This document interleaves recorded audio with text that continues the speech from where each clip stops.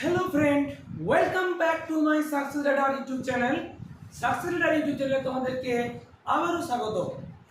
তো আজকে আমরা যেটা জানবো সেটা হচ্ছে নট অনলি বাট অলসো দিয়ে আর বোথ অ্যান্ড দিয়ে কিভাবে আমরা জয়নিং করতে পারি, অর্থাৎ কো রিলেটিভ কনজাংশনে আমরা জয়নিং উইথ কো রিলেটিভস, এইটা নিয়ে এই টপিকটা নিয়ে আমরা আলোচনা করব।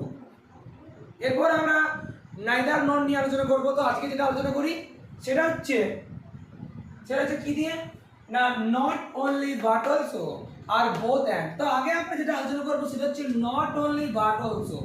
মানেটা কি? মানে শুধুমাত্র এটাও নয় ওটাও, শুধুমাত্র এটাও নয় ওটাও। এই জিনিসটা সে আগের মতনই, যারা আগের ভিডিওটি দেখোনি তারা কিন্তু অবশ্যই আগের ভিডিওটা দেখবে, তাহলে এই ভিডিওটা দেখতে তোমাদের কিন্তু অনেক সহজ বলে মনে হবে এবং ভিডিওটা অনেক সহজ লাগবে, ওদের গ্রামারগুলো করতে অনেক সিম্পল বলে মনে হবে। দেখো, তাহলে আমি জাস্ট প্রথমে কি নিয়ম ছিল বলতো? প্রথমে মিল অংশটা লিখতে হবে। তাহলে Ankita is happy, she is glad. এখানে মিল কোনটা? অঙ্কিতা ইজ, তাই তো? যেহেতু সি মানে অঙ্কিতাই বোঝাচ্ছে, আমরা কি লিখবো? অঙ্কিতা ইজ। এতটা আশা করি বুঝতে পেরেছো? অঙ্কিতা ইজ। এবার কি লিখবো? অমিল অংশ, তাই তো? অমিল অংশের আগে নট অনলিটা, কোরিলেটিভ কনজাংশন প্রথম অংশটা। তাহলে হ্যাপির আগে কি বসিয়ে দেবো? Not only. তাহলে Ankita is not only happy, তারপর দ্বিতীয় বাক্যের অমিল অংশটার আগে কোরিলেটিভ কনজাংশন দ্বিতীয় অংশটা, অর্থাৎ বাট অলসো। বাট অলসো কি লিখবো? But also glad. এবার দেখো, যদি আমরা এটা করি তাহলে কিভাবে করব? Sujata is guilty, Promita is guilty. তাহলে প্রথমে কোনটা মিল অংশ কোথায় আছে? শেষে আছে, তাই তো? শেষে আছে, তাহলে আমরা শেষে লিখবো ইজ গিল্টি। প্রথমে কি করতে হয়? যে মিল অংশের প্রথম তাহলে প্রথমে, শেষ তাহলে শেষে, হয়ে গেল। এবার প্রথম বাক্যটির অমিলকে সুজাতা, তার আগে নট অনলি, নট অনলি বসিয়ে দেবো। তাহলে নট অনলি সুজাতা। এবার দ্বিতীয় বাক্যের অমিল অংশকে প্রমিতা, তাই তো? তার আগেটাই আমরা কি বসিয়ে দেবো? But also. তাহলে বাট অলসো প্রমিতা। তাহলে শরীর একটু ছোট হয়ে গেল, আমি একটু বড় করে লিখে দিচ্ছি। But also Promita. তারপর তো আগের মতনই ইজ গিল্টি যেটা ছিল। তাহলে কি হয়ে গেল? Not only Sujata but also Promita is guilty. শুধুমাত্র সুজাতাই নয়, প্রমিতাও গিল্টি ফিল করে বা দোষী। প্রমিতা হচ্ছে দোষী। তারপর দেখো, আমরা বোথ অ্যান্ড দিয়ে করবো। দেখি বোথ অ্যান্ড দিয়ে কিভাবে করবো। দেখো ভালো করে, জায়গাটা একটু ক্লিয়ার করবে।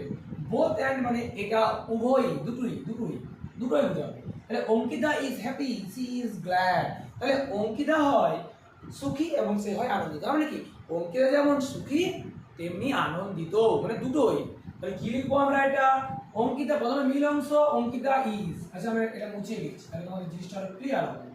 লিখে দিই, তাহলে অঙ্কিতা ইজ, এতটা মিল অংশ দিয়ে প্রথমে কি আছে? বোথ, তাই তো? তাহলে অঙ্কিতা ইজ বোথ, অমিলটার আগে। তাহলে happy, Ankita is both happy and guilty, sorry guilty না, গ্ল্যাড। আশা করি জিনিসটা বুঝতে পেরেছো। পরেরটা দেখো, Sujata is guilty, Promita is guilty. তাহলে মিল অংশটা প্রথমে কোনটা আছে? প্রথমে মিল নেই, শেষে আছে, তাই তো? তাহলে লাস্টে শেষে লিখে দেবো। কিন্তু একটা জিনিস তোমরা মনে রাখবে, আমি এটা করি তাহলে তোমরা বুঝতে পারবে।